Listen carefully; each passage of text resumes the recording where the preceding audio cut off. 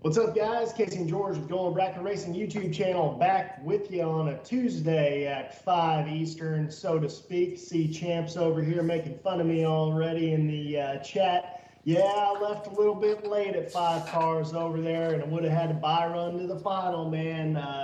So here we are sitting in the chair upstairs. Got some AC going because down beneath where I'm normally at in the shop, it's about 100 degrees down there right now. And we got a little bit of remnants of the tropical storm coming through, a little bit of humidity. But George, how we doing, man? Doing good, man. Yeah, I heard I might have received a text, maybe two, maybe five, from the champ over there saying, man, he would have had to buy run to the final if he wasn't 151 on the tree or something like that. His opponent was 96, and I'm like, it was unbelievable. This ain't the Casey I know, but hey, you were letting go on the bottom, so we don't do that often. You and I are both top bulb racers. We weren't letting go. We were swapping feet. It's totally foot brake. My bad. Add a little bit more to the equation. You were swapping feet, so we don't do that often, Casey. We let go of that little button, that little red button in my car that says hang on for a second. I always put a green one in my car because that red is bad luck. You might be onto something. I probably need to get the color changed on my release button there, and I bet you I can call BRG. He probably got something for me to get it done with, So speaking of, we're gonna go do a little bit of clerical here, real quick, guys.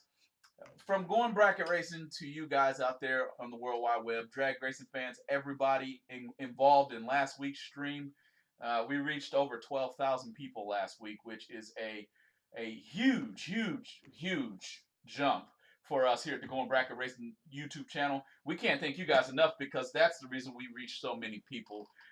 Certainly, thank you for chiming in and giving us your thought process as we spoke with Wes Buck there last week, and also wanted to go over another thing we got going on. I'll show you our link here just real fast to the gift shop. Maybe you get a chance to head over to our gift shop.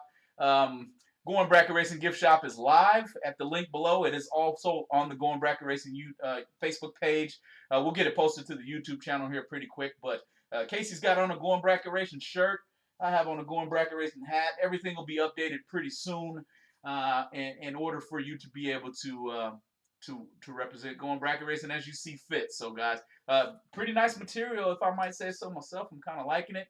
This may not be a Going Bracket Racing shirt, but you might be able to see who our fan, or should I say our guest is today, this old guy here. We are fans of him.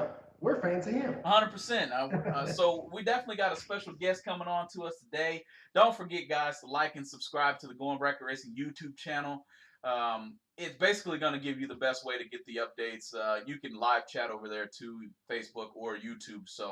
But without further ado, I'm going to hand it back to Casey, man. Hey, you can tell us a little bit more about the weekend, or you can let us know what we got going on with our guest today. Man, I think everybody saw what they needed to see this weekend. We had Champ there taking videos and making memes and all kinds of stuff, man. There's like 1,000 people saw those memes whenever he's over there picking on me. So I think we got enough said about this weekend. But long story short, man, we're going to have our very first return guest to the Going Bracket Racing YouTube channel, the Monday Morning Racer, MMR. What's up, man? How much more famous are you than you were last time? How much more famous am I than I was last time? Well, gentlemen, things have grown. Things have definitely progressed, and it's always good to be a return guest on any show. And gentlemen, look, I think y'all are doing a great job. By the way, everybody out there in internet land, I want you to know I was kind and gracious enough to say, gentlemen, let Wes Buck have my spot. So y'all can thank me. Y'all can thank That is true. True statement. That is true. But Lee, we're going to get right into it here with you, man, because like I said before we got on this stream, even though we put Wes Buck in your spot, and I'm sorry for that, but even though we did that, I have written a lot of questions, and George has written a lot of questions, and we specifically wanted to talk about these questions with the Monday Morning Racer because you are NHRA savvy, and we just wanted to, have somebody who really was on the inside tell us what they thought about all this stuff. So question number one, Is the private sector capable of taking sportsman drag racing, the sportsman side? Now, I'm not talking about alcohol. I'm talking about like stock, super stock, maybe the 90 categories, something like that, away from NHRA as far as professional level, national events, divisionals, things like that, because we've seen several, I should say, large, like 50 grand stock and super stock races this year. I mean, is it possible for a promoter to put on an entire series even that is like NHRA centric, sportsman category centric? Is that even possible? Well, first, being NHRA savvy, let me comment to that. I don't know how savvy I am on the NHRA, but I'm definitely savvy of dodging officials. I've gotten good at that at the track, ducking in between trailers and making sure I stay out of the way of all the gray shirts. I don't know. I get eyes on me every now and then. I don't quite fit in to the professional realm of NHRA drag racing. To answer the particular question, is it possible? Well, man, look, anything's possible. But sadly, I think right now the answer is no. And it's not the NHRA's fault. It's the drag racer. And it's like drag racers have Stockholm syndrome or something. It's like they get, into the domestic dispute, and it's with the NHRA all the time. And I've seen it. Las Vegas, I can remember, I think it was Super Stock. They're lined up in the lanes, kind of like they're lined up not in the lanes, but they're in that section, getting ready to go in the actual lanes, stacked up like you would see on the NASCAR All-Star race. They're, that way. They're diagonally up against the wall at Las Vegas, and they're called to the lanes. They start driving up to the lanes, and then the same NHRA official that told them to get in the lanes comes back and says, go back to your pits, because they're bringing another class up, and you've got cars going out of the lanes with cars coming into the lanes. Worst show I've ever seen in the lanes of a drag strip. And I just thought to myself, why do these people keep doing this? Folks, for whatever reason, the allure of winning that Wally.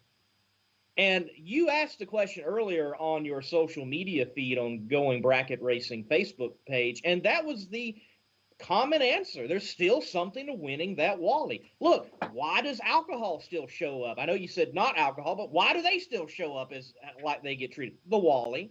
Look, yep. Rockingham in a week, Rockingham is going to have dig or die, big money bracket, big money, no prep, back of the track drag racing, and for the first time ever, there's going to be a Wally given. Mm-hmm.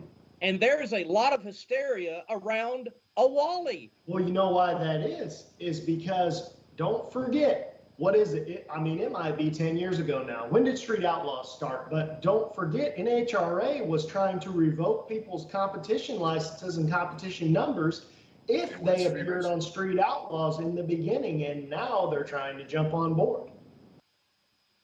Right. I definitely think the NHRA, with saying no, and with you mentioning that, I think the NHRA does have a positive trend happening. I don't think it's going to be as quick as a positive rise that we will want to see, but I think things are turning. I think matters are changing over there. The conversations I've had with Glenn Cromwell, the Competition Plus Power Hour interview, and then 2 conversations I've had with him at Epping and at Norwalk, I think things are in a positive light for the future.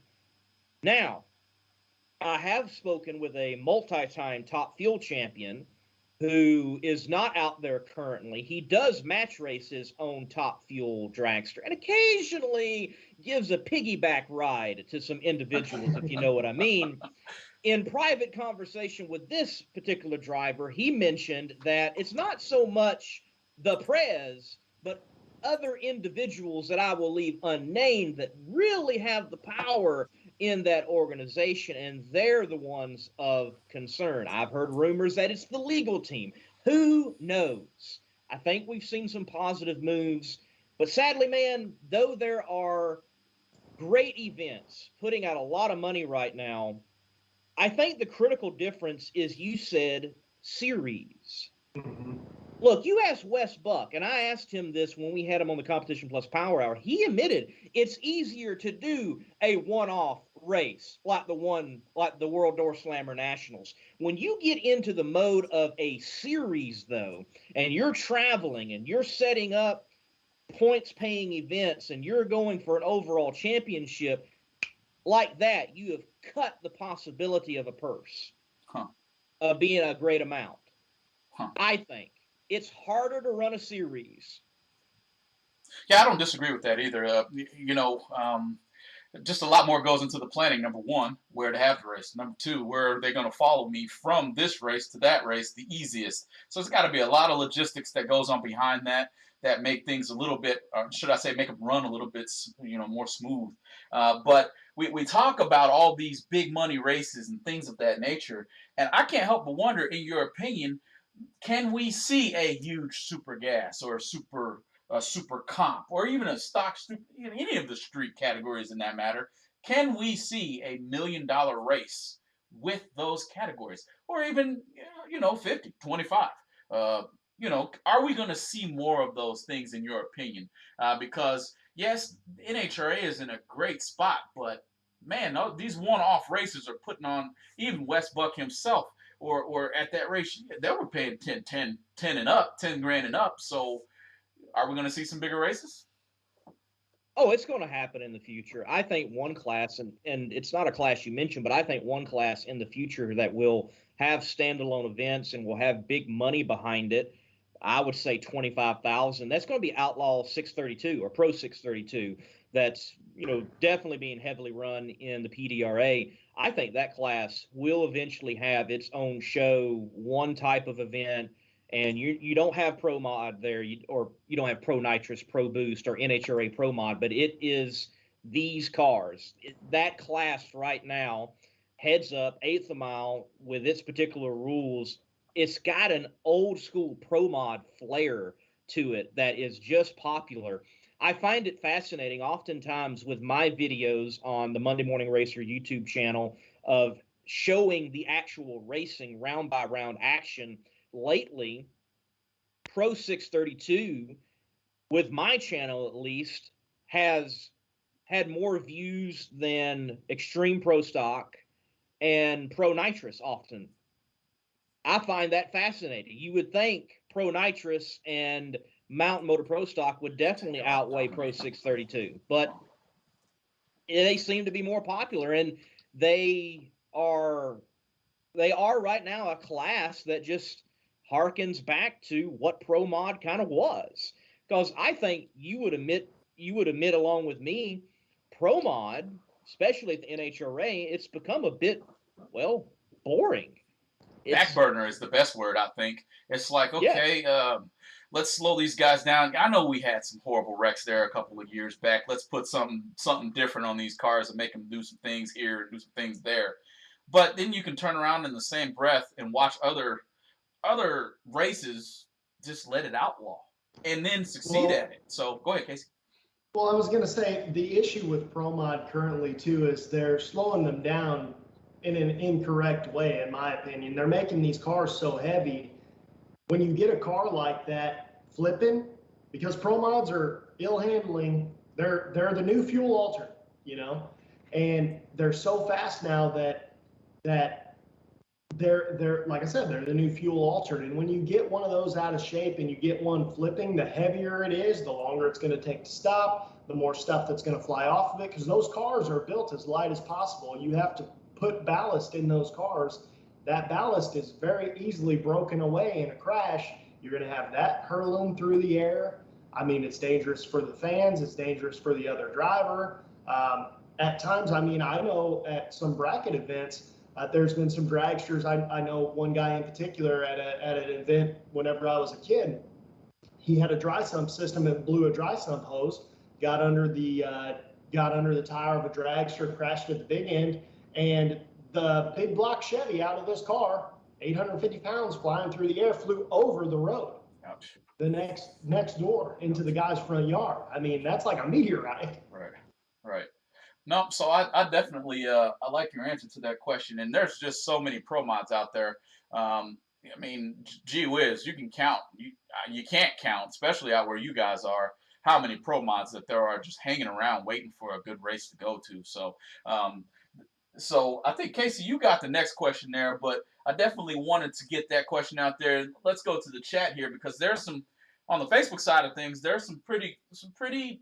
I won't call it, pointing fingers or blame game, but there's a lot of things going on inside of drag racing that people are wanting to, kind of get out. One being treatment, and you touched it. You touched it, Lee, when you said I watched this class go to the lanes. They were called by the guy, and they were just told to go right back. Well, the sportsman racers of NHRA really do get the back burner. I don't have a better way to put it, unless it's a filler type of feel. But I don't know, Lee. Is it going to change? Can it change? That's a lot of people's questions. The preferential treatment to the pro categories is a little bit disheartening for somebody paying quite a bit of money to get to that race as well. Man, it shocks me how many people still in the sportsman ranks go to NHRA drag racing with the treatment that has been for so long. I have heard horror stories. I have seen that moment in Las Vegas and was just astounded. And for what you're paying to get in and what it takes to get into the money round compared to even your local track, from what I understand, again, it's all about the prestige factor. And it can change. It's going to have to be a concerted effort from the top of the NHRA. And I want to say this.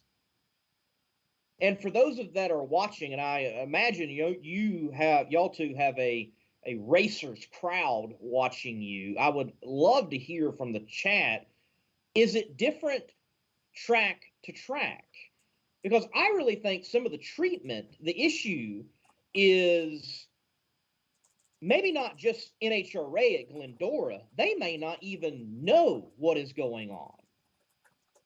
And it may be a situation where, because of this particular track's stance with a professional event, that you're running into issues compared to other tracks. Like I would imagine that the Norwalk experience for sportsman racers is different from the ZMAX experience. That's what I'm getting at. And I wonder if it's an issue at that level and even track culture, not so much as NHRA culture.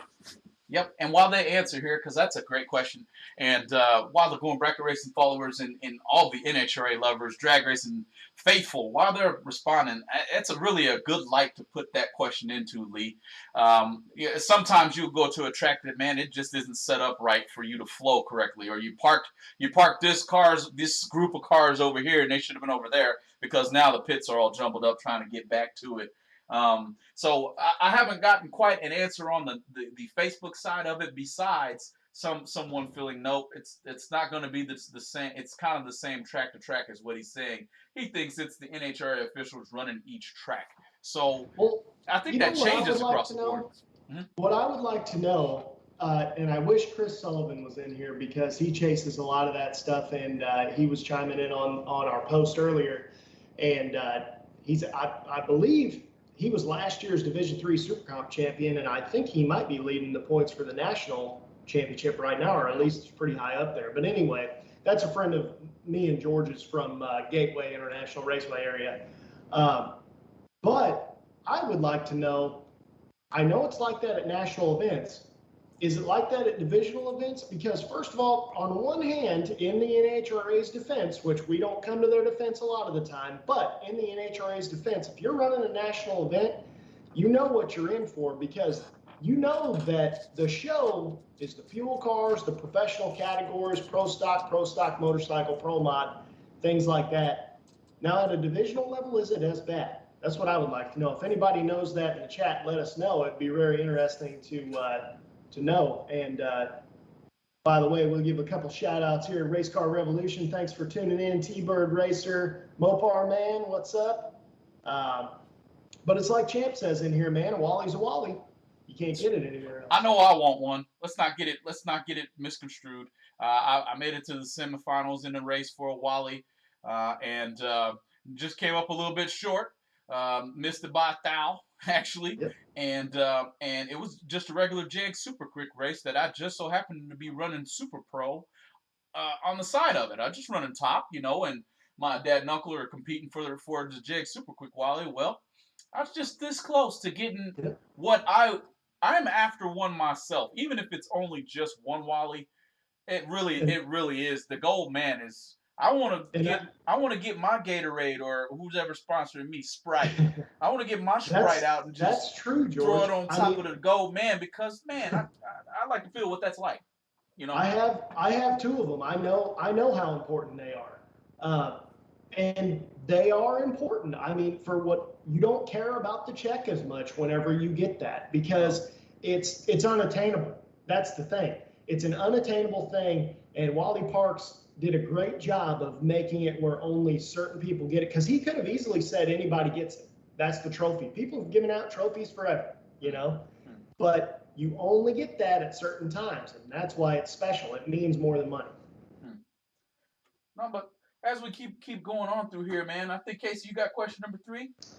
Yeah, so do you think that these mega bracket races, $100,000 and up, is not out of the question anymore? I mean, it's to the point now where if it doesn't have 100,000 and above, everybody's kind of like, it's unbelievable, But do you think these mega races, $100,000 and up, in the bracket racing community are pulling some of the racers out of the sportsman ranks or out of the NHRA points chase tours? And this would apply more to the 90 categories, because super stock and stock, like, they have their own genre and they can't really go somewhere else, because you can't put 12 runs on a super stocker in one day, a super stocker that's legal anyway, because you might be wearing out the flat tappet cams and you're running it too hard and all this stuff. But do you think that's pulling, I guess, competitors away from the NHRA ranks now that they're televised on like Motor Mania and Bank Shift or otherwise?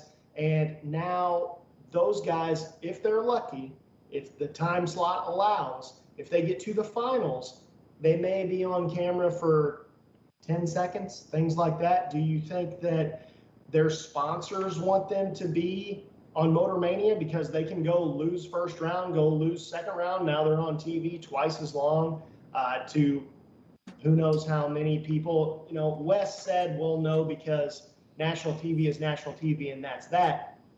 And I can see that point, but I wanted to get your opinion on that. I think when you look at car count and the folks going to compete for those big money bracket races, you're going to find a crowd within the racing crowd. And let me say, it seems like just racers love punishment anyways. And that's why I just keep going to, why do people race? Honestly, you're continually tuning on a car. You're putting yourself in a high pressure situation, especially in drag racing, where it comes down in like one moment. It's not like circle track racing where, you know what, I missed him that lap. Let me cool the tires off a little bit. Let me get him 5 to go. No. It is like, let me put it on. Let me put 2 little light bulbs on and put my whole entire weekend on whether I go green or red and how close I am to it. Yeah, drag racers just love punishment. All right. So, car count. You got those guys that are highly competitive. Maybe they have finally got their feel of what the NHRA does or does not do. And they're like, I'm going to go big money bracket race. I'm going to go take this shot for $100,000. And I'm going to be on Motor Mania. I'm going to be on Bang Shift. I'm going to plug my sponsors. I'm going to have a great weekend and go win a lot of money. Well, when he moves out, there's a guy at a local track that knows he's going there and has said, I've never had a chance to win a Wally because that guy's got the Wally. He's going there. I'm going to get me my Wally.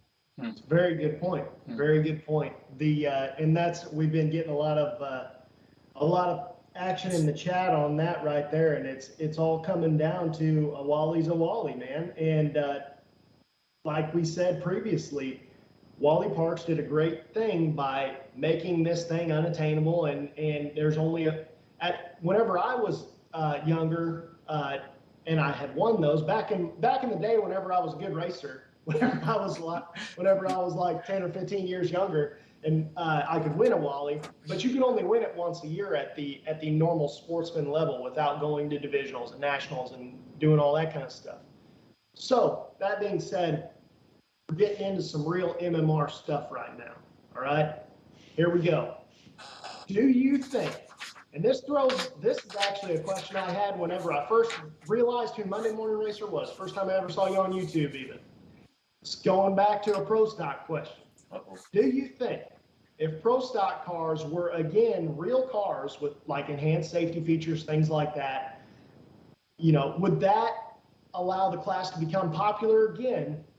Because now, and bring in new fans, because now you can actually have that car. Like, yeah, maybe you only have a 6-cylinder Camaro, but it looks like a Camaro. It looks like that pro stock car. You can dream that could be you.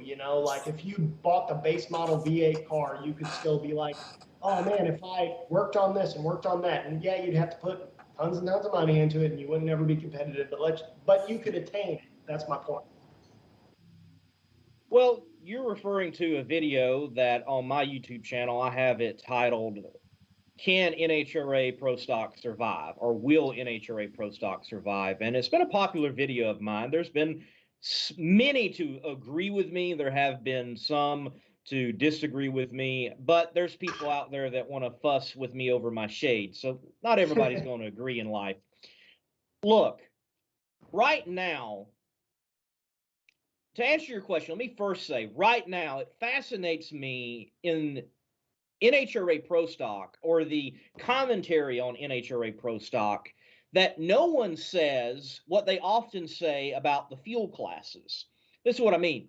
With the fuel classes, Don Schumacher Racing and John Force Racing, that's all there is. What if they packed up their bags and left? Well, what if Richard Freeman packed up his bags and left? Exactly. No one says that, or at least I don't hear it. Now, right now, the engine lease program has given new life and vitality to Pro Stock, and that is a great thing. I love Pro Stock. It's great to see that there is new life to it, and there's a new crop of racers coming in that are so young, like Kyle Koretsky and Aaron Stanfield and Troy Coughlin Jr., so on and so on. But you've got a similar situation where if one man wants to pack up his bags and leave, the class is going to hurt. And I think that's a problem we've got, not just in fuel, but in pro stock. And look, the only way that the manufacturers are going to, at this point, be involved is, look, they got to make their money. They got to see a direct line of win on Sunday, sell on Monday. And that's not being served at all when the car doesn't look anything like the actual OEM product. And don't tell me it can't be done.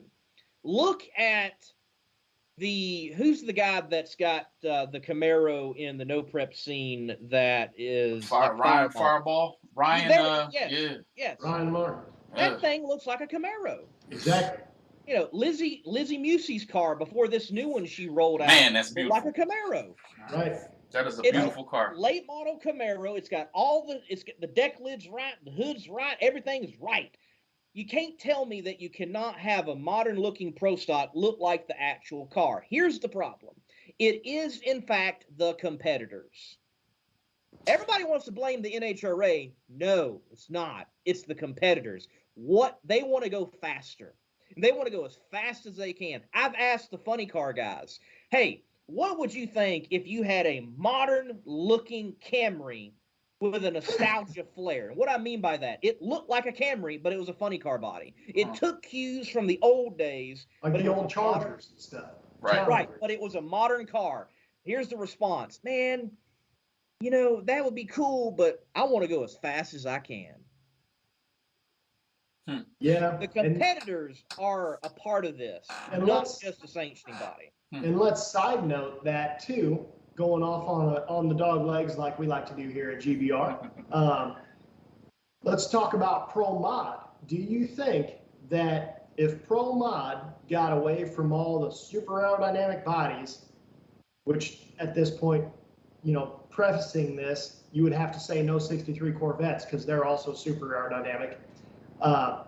But if you brought back the wheelies, if you brought back like Superbirds and Challengers and Chargers and, 69 Camaros, things like that, I just feel like that separates Pro Mod from Pro Stock so much. Like that's what it originally was. Like if you look back in the day before, like now everybody that's listening to this might know Quayne and Mitch Stott from like Southeast Gassers, which I guess it's more Quayne than it is Mitch. But I remember Quayne and Mitch Stott fighting with each other in IHRA Pro Mod back in the Scotty Cannon days, whenever Pro Mod was cool, in my opinion. And it's not uncool now by any means. But you have to admit it was way cooler back then. At least on the NHRA scale of things, I agree with you, Casey. But just like Lee has on his hat, PDRA, you call it what you want. Those are Pro Mods, and that's how I view them.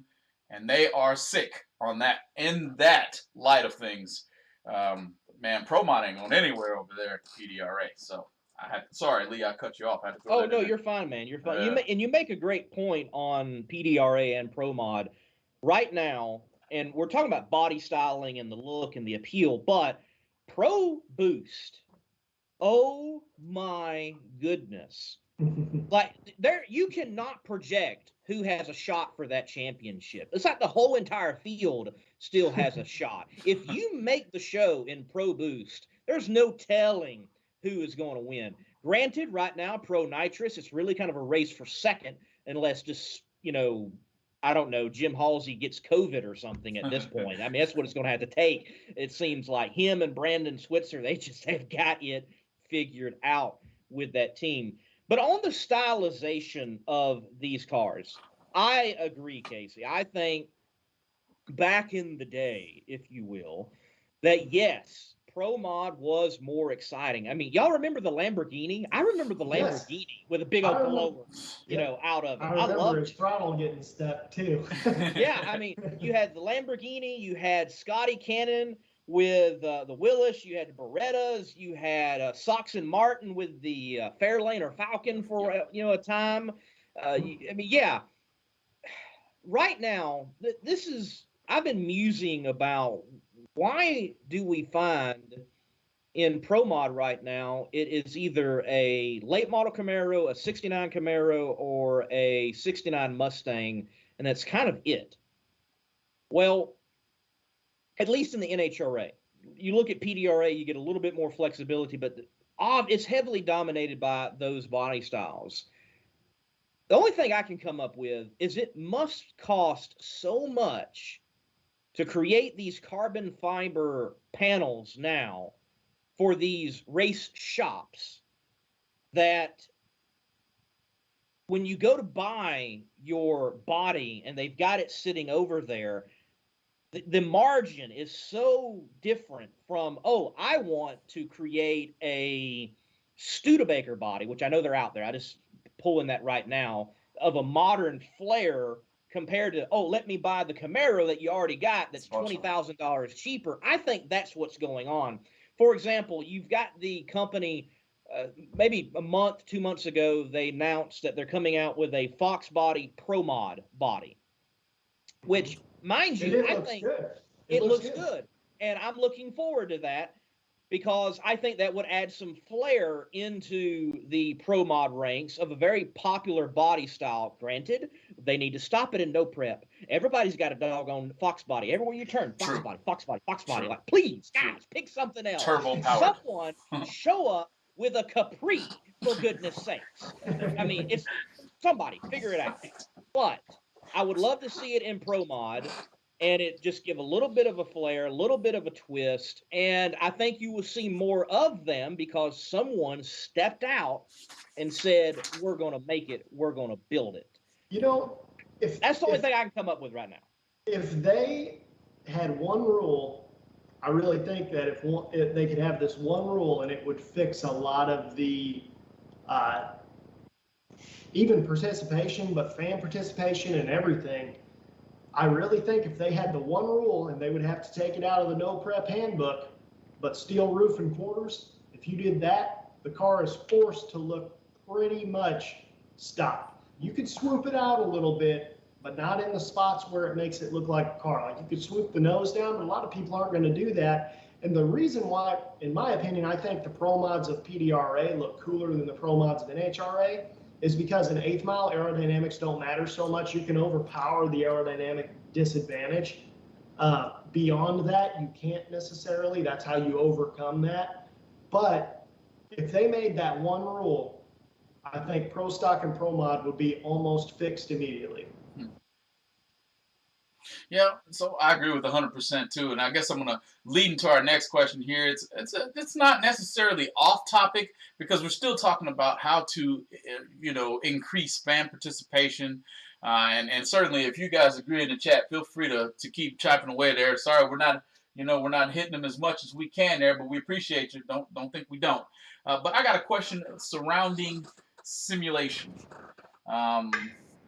Do you think NHRA could benefit from a iRacing game or series? Because everybody knows NASCAR is doing it. I got a few buddies in the chat right now who's a big time iRacer. Mr. Brad Gephardt, I see you out there. He's an Monday morning racer. Yeah, Monday morning racer. Hello. Does the NHRA need iRacing? I can remember the times back in the day where NHRA came out with a game here and there, and they did this and they did that. But man, I'll tell you what, it isn't 4 monitors in one place and look on this monitor to see where that guy is over there, that monitor. No, it's not like that. You have to have a massive steering wheel with a high-tech computer. Can the NHRA create a iRacing series? Should they? I will. So, can they or should they or both? I kind of want you to say both, but I need your answer. You can take it where you want to, Lee. I know it's going somewhere good. Should they? Yes. Next question. No. Next question. So gentlemen, look. I think the prime example to show how important it is when the pandemic hit and everybody's like, oh, we can't go out, we can't do this, we can't do that, go in your homes. Well, guess who was still able to live up to their TV contract obligations? NASCAR. And IndyCar to a degree, and F1. They have those platforms, whether iRacing or F1 with its own game, so on and so on. Yes, we need a professional level sim for the NHRA. I think this game that they are coming out with is a first step to that. I have heard, though, some people are seriously concerned because I think it's Game Meal Entertainment. They produced the Street Outlaw game, and it was not great. Hopefully, they'll take a step forward. Hopefully, it's a move forward for them because oftentimes game developers, they put a first game out. It doesn't go over well, but they learn from their mistakes. The next game is that much better. I hope that's the case with the NHRA game. But I can remember playing the drag racing game when it first came out on PC. I remember playing drag racing games on the PlayStation. I remember encountering people who went to an IHRA race because IHRA had a game also in that time. And so there is definitely a place for it. And it would give a place for our superstars in this sport to go out there and in the off season or in between the breaks. Drag racing has bigger breaks than NASCAR does. True. To keep them in front of people and keep them in front of people for their sponsors and for their teams and for the sport, we need it. We definitely need it. We've got to figure it out. It's huge, too. And I've got Gilbert Lindsay in here saying PCE. And I think he's talking about Player's Choice Edition. And it was a extremely well-made bracket racing game by Bethesda. I grew up on that game. I started playing it when I was supremely young. I didn't have the ability to go junior dragster racing as far as financially. So everybody, if you're following the Going Bracket Racing YouTube channel, you know that my skills and ability to drag race, it didn't just come from standing behind my dad watching him do it. that helped a ton. Don't get me wrong. It came when I got home and figured out how to put a drag racing game on M-Player, like he's mentioning right here, in Cali. Obviously, Gilbert Lindsay, I was MPG GH Jr., by the way. I'm speaking to Gilbert Lindsay. He says he was Nipsey on M-Player. I was also Racer X on M-Player too. But we had competitions where live, real people drag raced against each other, created their cars, even point series. Hey, if you win 10 out of these races, there's a $50 purse at the end for free. Just point series going on. The impact of that. You got little 8-year-olds, man, they're kicking your butt, but they're And only that's 8. the point. You see? That's the point I want to make, George, is that it's getting people involved. And if you can't get people involved, how could you ever expect those people to go out and buy a car and come to participate in your event? Because whenever you're 8 years old, maybe you can, for Christmas time, your family will buy you a $50 game, but when you're 16, they're not going to buy you a $50,000 racing setup because, I mean, long story short, you need a tow vehicle. Cheapest tow vehicle you're going to get that's reliable is going to be at least $5,000. You need an open trailer. Yeah, maybe you get one of those that's decent for $2,500, and you need a car. And any race car, even the slowest race car, you're going to easily have 10 grand wrapped up in that. But $50 is what got that kid being like, okay, I'm going to have me a paper route now. I'm going to save me some money so that way whenever I'm 16, I'm old enough that I can run the street class, something like that. Man, I was that kid. I learned how to bottom bulb race on burnout. PCE, whatever you want to call it. I learned how to top bulb race. I learned how to dial a car. I learned how to read the altitude, the weather, the tire pressure, everything.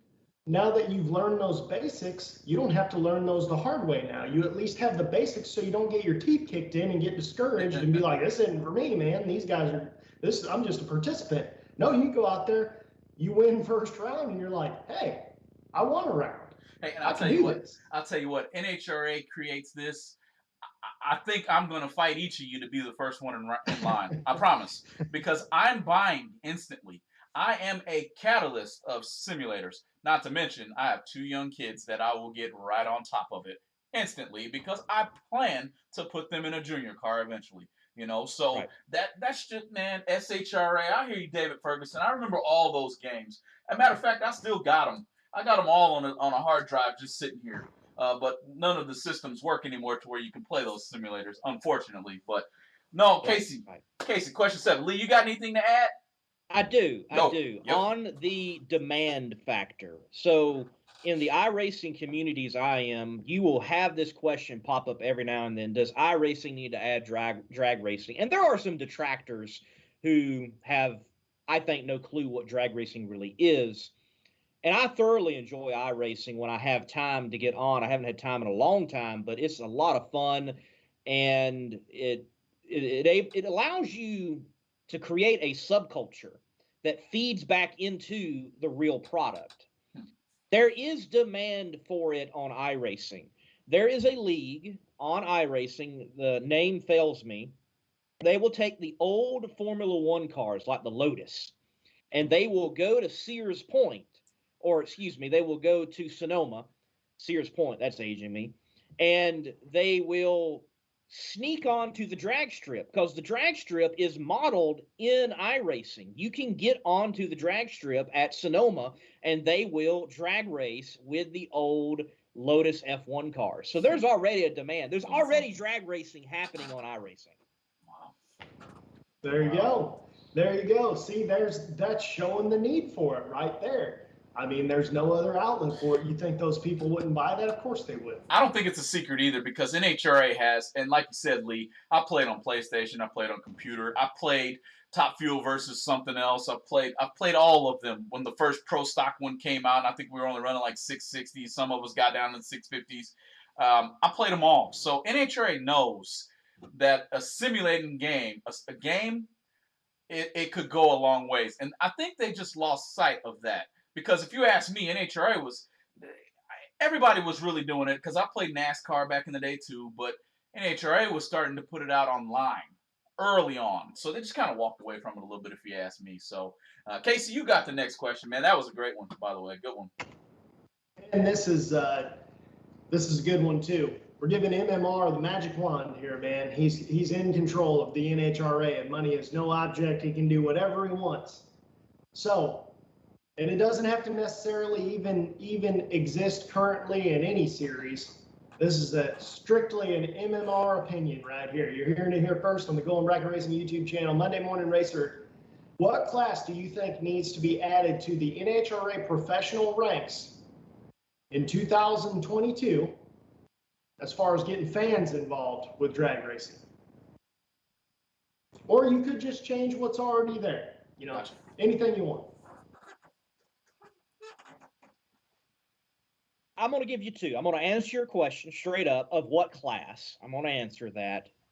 I would like to see factory stock included into the professional ranks with this caveat of you cannot tamper with the car, because we've got a problem right now in factory stock that these guys are buying the cars, or stripping the cars, rebuilding the cars, and they basically got as much as a pro stocker, if not more, in the car, which I'm just like, and I bet the NHRA is kind of like, well, darn. And that's what racers do. Don't get me wrong. They're competitive. Racers are going to find a way to go around rules and create a better competitive edge for themselves to go win. I get it. But like the essence, the heart of what factory stock was, that cat's out of the bag unless someone goes out and wrangles that thing.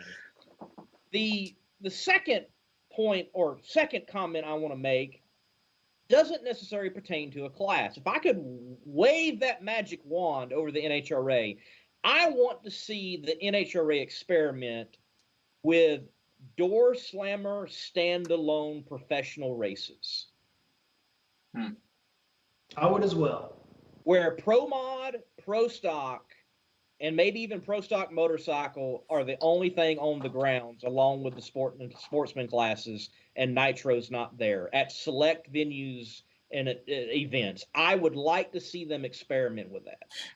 How, and this is just bridging off of that, how cost effective could that be? Because I don't see a major gap in having a second series, is basically what I just heard you say. Do you think that's attainable cost-wise? Like, let's have this NHRA Door Slammer series. That sounds great. You heard it here first on the Going Bracket. NHRA Door Slammer series. That sounds great. Is it feasible, is the question, monetarily? I think it is feasible because you already see it with Pro Mod. True. Right. And do you think that, we asked Wes this, and we'll ask you this as well, do you think, I mean, it makes complete sense to me, but do you think that having at least a door car out there that as little as a Pro Mod does resemble a real 2015 Camaro, whatever they are now, but don't you think that that still makes the average person look at that car and be like, oh, it's got stickers on it, looks like a Camaro, it generally looks like a Camaro. A funny car will never look like a Camaro.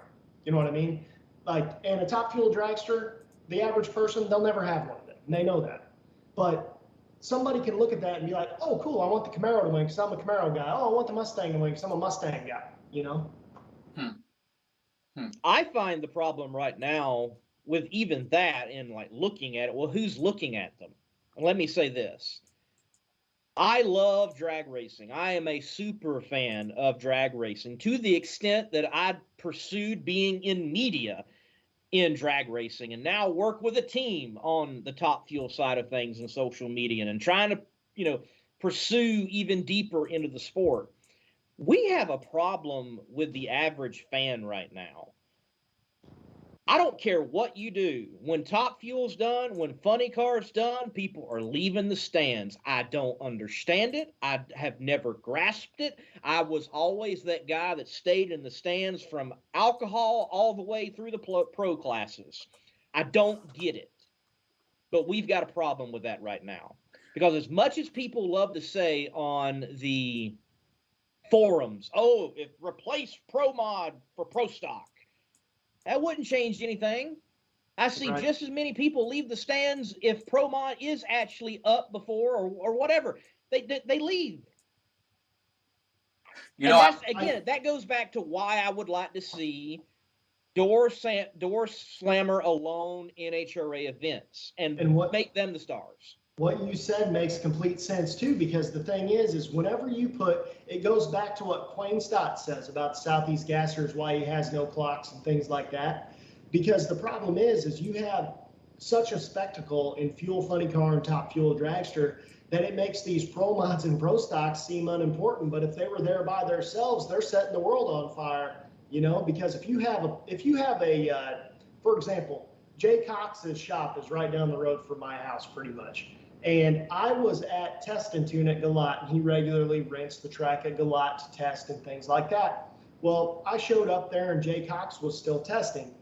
He was making 60-foot passes just to see if the nitrous came on, I presume, lifting at 60 foot and ran 506 3 times in a row.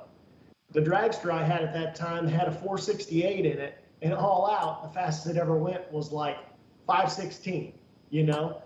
But the point is that because that car is in that environment, now it's the spectacle and nothing else is important, you know, and people need to take a page out of Quayne's book and be like, hey man, like you'll never get rid of clocks in the NHRA because that's what it stands for, is the quickest and fastest accelerating vehicles on the planet.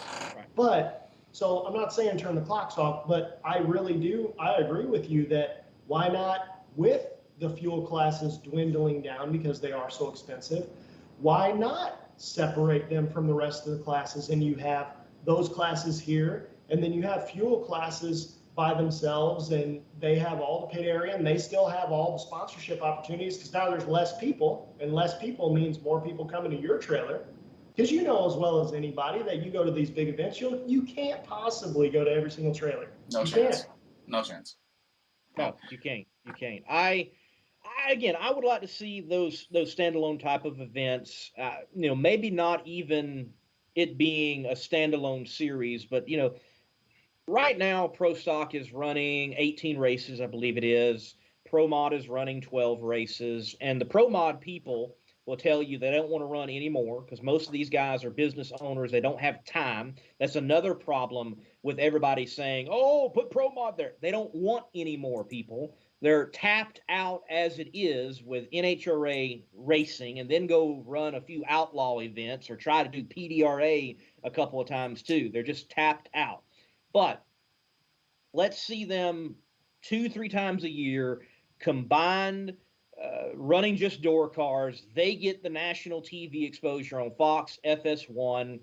And also then you can shorten the Top Fuel schedule, but you can spread NHRA drag racing out to be a direct competitor with NASCAR on TV more regularly instead of having the gaps that there are currently in NHRA coverage. And it stays a continual topic throughout the race season.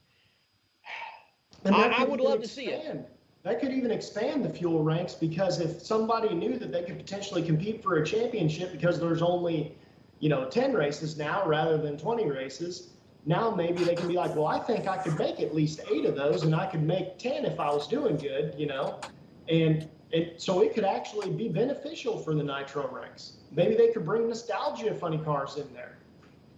Oh, if you talk to, my boss, Doug Foley with Foley Lewis Racing, he's going to tell you adamantly, we need to run less races. Everyone out there right now is saying we need to run. Well, I don't want to speak for everyone. Sure. I would say the majority, they want to run less races.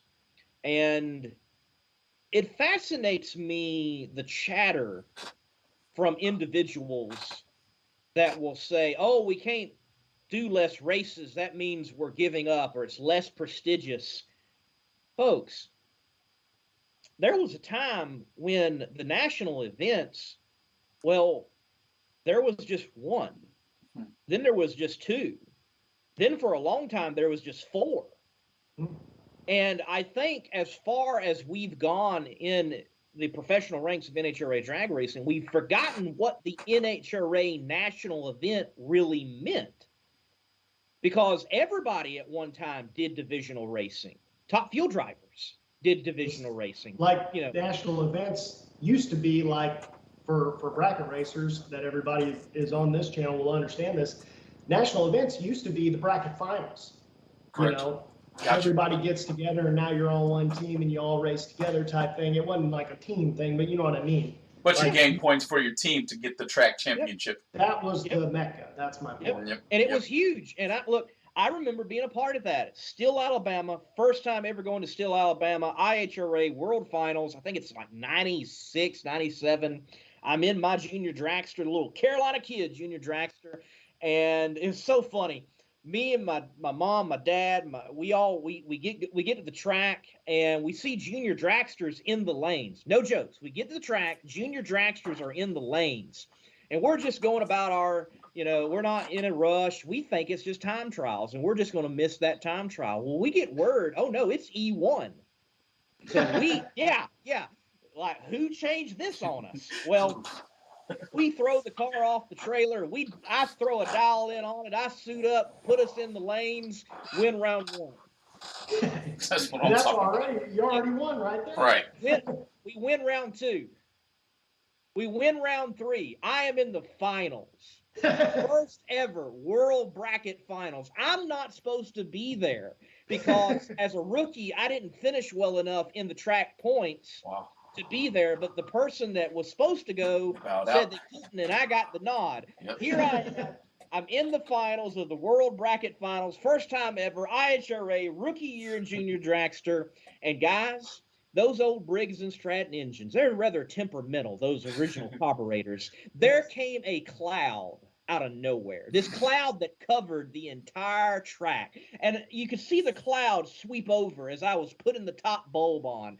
And at the time, I'm thinking nothing about it. But my dad, who was the tuner, is like, oh, man. He didn't say, oh, no, but you know what he said. Right. And I cut a light, go out there. I was the slower car. A guy had to catch me. And it had been so consistent all day, guys. I didn't bother lifting. I didn't bother doing anything on the top end. I blew my dial in off the board. I went the fastest I had ever went in the finals.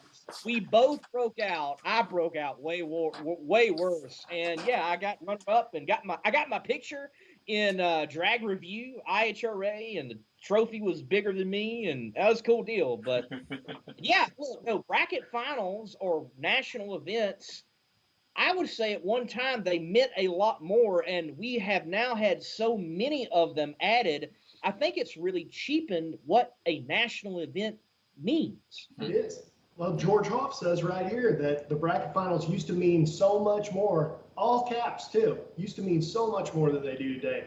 And that's the truth too, because I can tell you right now that, to be quite honest with you, whenever I was, so I'm 34 now, but I mean, I've been racing since I was 10, but even been racing the bigger cars, obviously since I was 16, so almost 20 years. And I don't know that, depending on where the bracket finals were, like if they were in Memphis or something, I don't know that I would go, because I don't care. And why is that?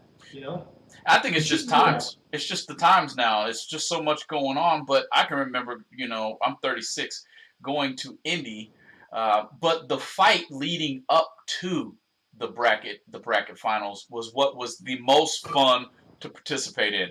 Going to your local track, and by all means, guys, make sure you're supporting your local track. Whatever you got to do to support it, even if you show up at 8th Mile. I'm going to show up to my local track on my scooter since my leg is hurt, and I'm going to cash from foot to knee, but I'm still going to show up. Show up to your local tracks, participate, but remember, I can remember it back in the day.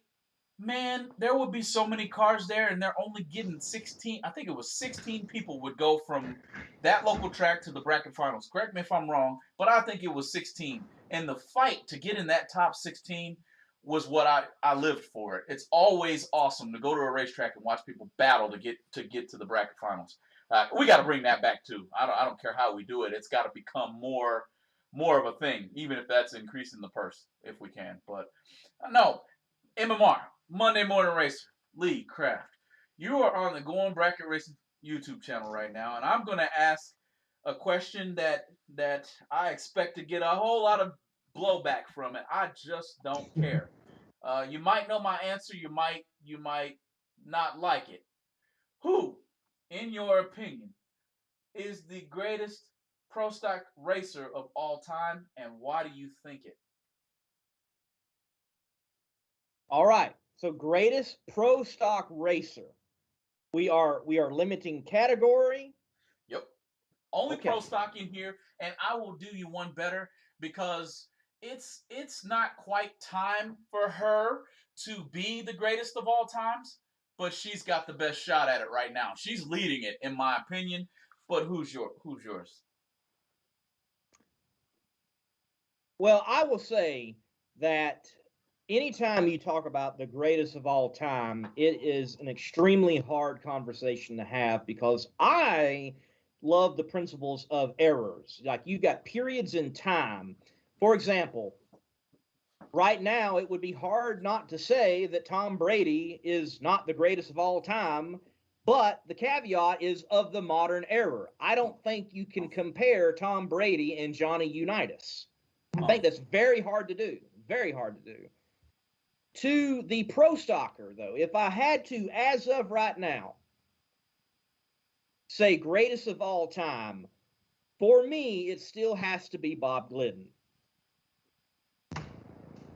Yes, and I would say that it would actually have to be Lee Shepard. Had he not died, who knows what would have happened, because there's a very good possibility it would not be Rear Morrison, it would be Shepard Rear Morrison. Because I'm fairly certain that Lee Shepard was actually the first person to start raising the ports on big block Chevy cylinder heads. I'm fairly certain that is true. And he wasn't doing it with all these CNC machines and all that. So I would say, if you're saying the greatest driver of all time, might be a different story than the greatest pro stock racer of all time, because the pro stock racers of the 80s and even the 90s, and obviously 60s and 70s, things like that. I can't remember when did pro stock become a category? Didn't Buddy Martin, didn't he help invent the rules for pro stock way back when? I think it was 1970s, the first year for actual pro stock as we understand it. Right. So back then, they were inventing things and driving. And I think that is different. And that is more, in my opinion, what pro stock should be, rather than right now. Let's just say Casey is a billionaire. Let's just hypothetically say, which would be great, by the way. If that was, then we would have a much better setup right here. But anyways, if Casey was a billionaire, Casey could go to Elite Motorsports right now and buy everything Casey needed and pay somebody to tune it and be just as competitive with anybody, in my opinion. So if you guys, and I wanted to put the thought process and the question out there, saying having the chance to become as well. My favorite pro stock racer, and who I think would probably be the greatest of all time if we go on your hierarchy of errors, would be Warren Johnson for me. Sorry, that guy paved the way, in my opinion, for that particular class when he started doing what he did. And then he brought Kurt right on behind him. So, but currently, the one racer that I can say is on track to be the GOAT is Erica Enders. Why do I say it? Is because it's like it's ice that runs through her veins. It's like it's oh, you think you about to beat me? I'm Triple O. Especially that dogfight I watched against Jason Line a few years back, where Jason Line's like 001 or 005 or something. She's Triple O right behind him. So And it's like, the two people you just mentioned, George, bracket racers. Fact. So bracket racer. That isn't the only reason why I'm taking Erica Enders as the eventual GOAT. If you ask me who's the greatest basketball player of all time, anybody who's in the chat can probably answer the question without even thinking about it, based on my thought process with Erica Enders. It's LeBron James. Don't fight it. Don't question it. Don't do anything. He's going to be the greatest basketball player of all times based on what he's doing in modern day, right? But Erica Enders, in my opinion, she's come against a lot. And everybody can say, all right, yeah, they paved the way of the sport. They did this, they did that. She entered a sport that was male-dominated, number one. Male-dominated. I don't care how you look at it. You're going against that particular aspect of things, and you're smoking them at the same time. Erica Enders, you get a nod from me. And I hope I get to watch you drive that thing back to the pits in the next race. I won't say what you say.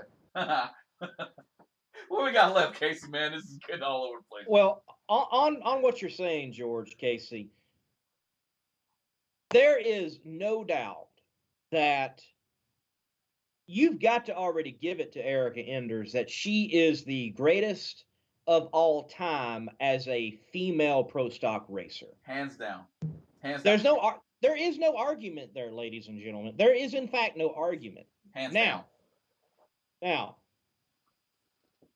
I've become a bit infamous, and people must think like I don't like Erica. No, I am an Erica Enders fan.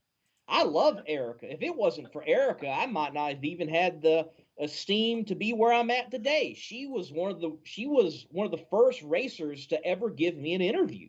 Atlanta, Georgia, Southern Nationals, 2019. I had just talked to Andy Rawlings, and I turned around and the Pro Mod pits were over there. Pro Stock wasn't there, but at the time Erica was in the Pro Mod car, and she had a line, and I got in line, and when it came my time, instead of wanting an autograph, I said, "Hey, can I set my camera up and get an interview?" And she's like, "Yeah, sure." And she's always treated me with a lot of grace and given me her time, and very appreciative of that. But I commented off of Wes Buck mentioning that he said that she is the greatest female racer of all time. Did not specify pro stock, did not specify even drag racer, but said greatest female racer of all time. And by the way, Wes Buck can be wrong. And if I got to be the guy every now and then to say that Wes Buck is wrong because everybody just loves Wes, don't get me wrong. I like Wes, love Wes too. He's a great guy. He's always been very kind to me and gracious to even acknowledge my existence. But he was wrong.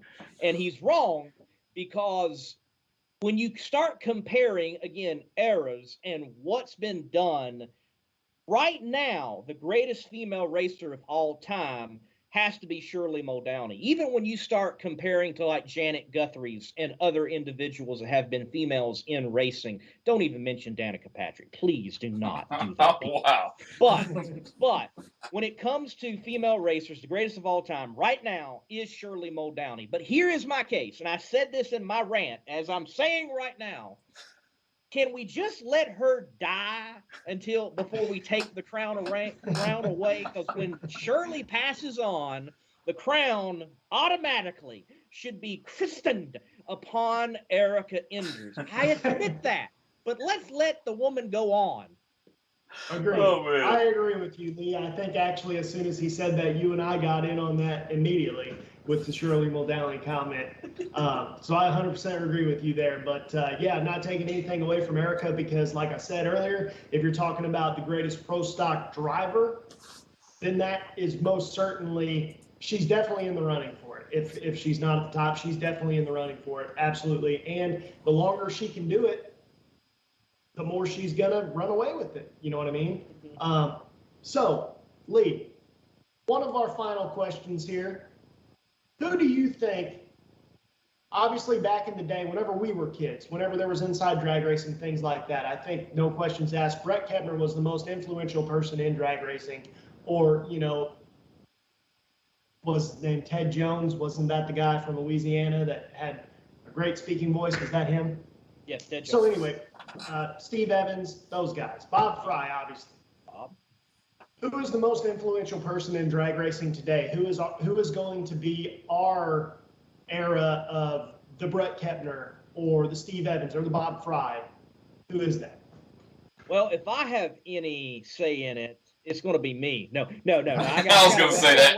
I got a ways to go. I got a ways to go. And look, it has been a wonderful ride. And look, gentlemen, I've created a persona, the shades, the hat, the beard, and I created even a logo with it, and I can't shave now, so there went that. But if I've got to be the black hat member of the media, I'll take that moniker up and I'll be it. If I've got to say Brian Loans, you're wrong, fine. If I got to say Wes Buck, you're wrong, fine. I think we need a little bit of that chippery, even amongst the media. I love all those guys, and I have their contact information, and and I love interacting with them. But we need someone saying, instead of lockstep with everybody else in the media, whoa, hold on a minute. Let's think about this. And if I got to be that guy, I'll be that guy. Maybe famous, maybe infamous, but right now, I would have to say that most influential person, it's more than likely going to be Brian Loans. I feel that he is that individual with his writing, with the philosophy that's tied into the way in which he interprets the sport. I think he is going to be that guy that for years on down the road, people are going to mention him in the line of Brent Kepner, Steve Evans, Dave McClellan, and Bob Fry, so on, so on. I think he's the guy. I agree. I thought you would say that too. I almost called you West Buck. Sorry. Sorry. Do not curse me. Sorry. Lee, I think that too. And I really do like his. I like his effort to move, and he's kind of moving his way in between NHRAs, hitting bracket racing. I think he's just multi-talented. He's got a real good history background of the sport, and that's just great. All I know is we started a war. We got a good old chat going on here with Eric Ender's comments, and I might have lost a few friends. Dylan, Mr. Champ himself, has already said, I knew I liked Casey better. Well, dang, Champ, you gonna throw me out there like I'm not lying. She's still a GOAT. It's okay. Yeah, and we can not to disagree. mention, you also started like the MJ LeBron discussion. I did it on purpose too. I got a few of those in the chat too, man. Michael Jordan is the greatest of all time. Cavanoid, I'm sorry, man. I got to go with LeBron James. I do. But if we're talking eras, if we do eras, then I understand where you come. And that's a well-put statement too, Lee. It's kind of tough to compare the different eras like that, but I'm going to do it anyway. LeBron James got everybody beat. And Eric is going to beat everybody. Those two conversations there, as far as the greatest basketball player of all time and the greatest pro stock racer of all time, that's a lot of me and George's conversations. So, and I'm on Kev's team too, just so you know. Come on now. Well, before we get out of here, Monday Morning Racer, what do you got going on this week on the Morning Racer TV show? I know you're building a Power Hour, which I'll catch here in a little bit. What you got going on this week as far as schedule? All right, gentlemen. So 9 p.m. tonight, the Competition Plus Power Hour will be live along with my co-host Slammin' Sam, and we will have Greg Carlisle on. He's a Top Fuel competitor. He mainly runs the West Coast. I actually was able to interview him at Las Vegas for the first event out there this year, and looking forward to having him on. And as I love to call him, the Big Chief of the PDRA, Tommy Franklin. He will be on as our second guest. So looking forward to talking drag racing, me and Sam back and forth, and kind of doing our model of Skip Bayless and Shannon Sharp, and obviously you can clearly tell who's who with being light and dark, and beard and not, and hat, and all those things. So looking forward to that, and my show, Between the Slicks, where we talk about everything drag racing. For example, I'll have NHRA stars. I'll have media personalities. Last week, we had Quayne Stott of the Southeast Gassers on for a mid-season report and looking to the end of the season and what to expect. This week, though, Thursday night, Monday Morning Racer platform on YouTube, Facebook, and Twitter, we're going to have Chris King on. He's going to be making his NHRA Funny Car debut, Mile High, there at Bandimere Raceway, and he has an interesting background. He's actually a Chicago firefighter stepping into a nitro car, and there's a lot of things that could go wrong and right storyline wise in a funny car, and you're a firefighter. I hope none of that comes true, but yes, I mean I can see Brian playing off of, and the firefighter is engulfed in flames. I can see it. Well, it won't be anything he's not used to, I guess. True. That's right. True. But that's what's happening, and Later on this week, I also will have a video on. Can I talk a little bit of NASCAR? Is that Yeah, okay? Go for it. Totally fine. I will have a video about Bowman Gray Stadium racing. Bowman Gray is one of the oldest NASCAR home tracks, NASCAR sanctioned tracks that there is. So many greats have come from that place and have roots at that place in Winston-Salem, North Carolina. And I had the honor of being on the media list this past weekend and was there for photography and video and putting a video together saying why you need to attend a race at Bowman Gray. To me, it's up there with Daytona, Indianapolis Motor Speedway, Lucas Oil Raceway Park, Pomona, those type of events. It needs to be on an American motorsports race fan list, definitely. Gotcha. Well, there you have it, folks. You can catch Lee. Of course, we have all his links here. I think we've got definitely his Facebook, and then from his Facebook, you can get anywhere you want to go on the Monday Morning Racer Facebook page there. Before I get out of here, I'm going to hand it over to my partner. You got any closing remarks? Only closing remarks I have is, as always, we appreciate everybody being here with us. Don't forget to hit the subscribe button on that YouTube channel, hit the like button, and then go over and check out MMR, man. Check out the Monday Morning Racer. He has some great shows over there. The show that he just had with Quayne last week was an awesome show, and just don't miss it. We won't be here with you this coming week. George is actually flying out kind of by my house. We're doing the wedding ceremony that never happened last year. George is the minister in that ceremony. So my boy George, he's actually going to remarry my wife and I that have been together for about a year now. Not together, guys. It wasn't a shotgun type deal. We've been together several years before that, but we were married last year legally. Obviously couldn't do that because of COVID. So maybe we'll check in with you at the party and everything. We'll have tons of bracket racers out there, and I'm sure we'll all be in a group hanging out, talking, and maybe you'll get some good conversation out there. So we will see you the week after next. Yeah. Hey, before we get out of here, I'm going to give a little bit of shout out to our sponsors. I may have heard a little secret, and I'm going to drop it here. So if you didn't watch the end of this video, I mean, you're just getting some big-time insider information from me. But the boys over at BRG are thinking about doing some giveaways here pretty soon. And you can't be entered into those giveaways unless you hit that like and subscribe button on the YouTube channel. So may have heard it here first, but I think there's 10 of them, roughly. So guys, get ready. There's some giveaways coming down the pipeline. And at the same time, I'm going to send a good shout out to our the guy you and I like a whole lot, Casey. He's got an excellent social media following. He's back behind the wheel of a Top Fuel race car this time, Mr. Alex Laughlin. I'm glad to see him back in a race car, for crying out loud. So I will be tuned in to watch it, Alex. Good luck out there.